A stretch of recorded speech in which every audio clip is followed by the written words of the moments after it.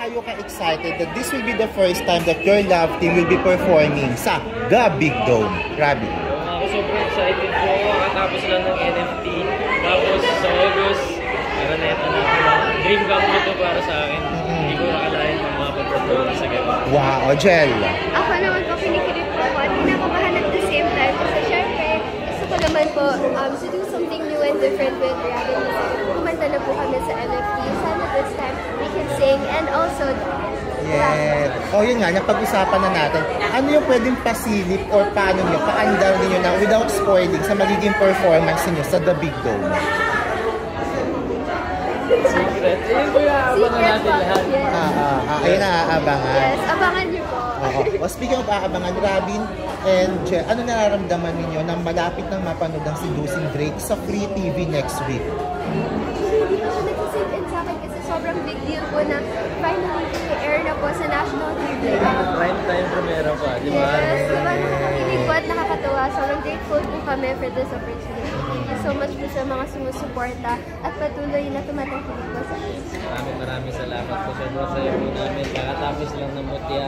Ngayon, Seducing Drake Palma naman po sinusuporta namin. Thank you so much po.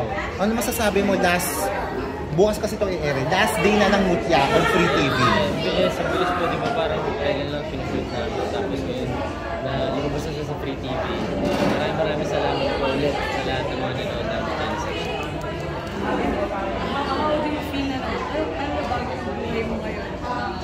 Siyempre kasi si Rabi. Actually, I don't feel the changes that much. For me, it's parang same pa din po ng normal kong pamumuhay. Pero mas masaya na po kasi ginagawa ko po yung gustong-gusto ko at pangarap ko po talaga gawin since I was little. Yung umarte po, kumanta, sumayaw, mag-perform on stage sa harap ng mga tao. Itong mismong interview na to be interviewed by TV5, wow! Parang dream come true po talaga siya. Sobrang saya ko po. Rabin and Angela, ano yung na-discover yung quality sa isa't isa na bago? Ano ba? Habang tumatagal po, na-discover ka that Rabin is such a baby. Sobrang baby niya. Baby boy pa siya. Cute-cute niya. Baby. Baby, diba?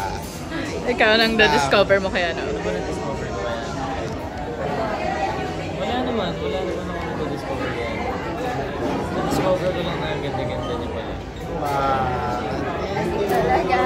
Talaga. Thank you po. See you on tomorrow. Thank you po. See you tomorrow. Tomorrow? Friday pa lang. Kasi mag-iikot tayo. See you. Thank you po. Yeah, so pabalang na questions. Pabalang na questions sa inyo. Given your busy schedule, paano kayo nagde-distress?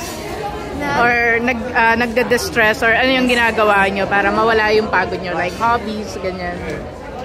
Ako po, I spend time playing with my pets po and also sleeping kasi I need to catch up on my rest and right now I'm feeling under the weather but being here in front of everyone, parang nawala yung sakit ko. Saya-saya ko po and ang ginagawa ko naman po to distress, nakikipaglaro ako with my pets kasi sila yung distressor ko talaga, my cats, my dogs and then also, yun nga po, catch up on rest so I can feel better dahil tuloy-tuloy po ang work ko.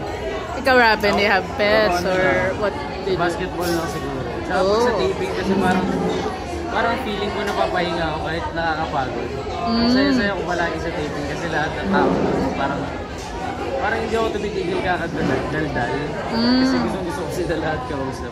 Bukod kay Angela, bukod kay Ashton, sino yung mga kinukulit or dinadaldal mo usually doon? Prod po lagi kausap ko eh. Cool. Sobrang saya po kasi nila kausap palagi. Si Ate Dayan, di ba? Thank you.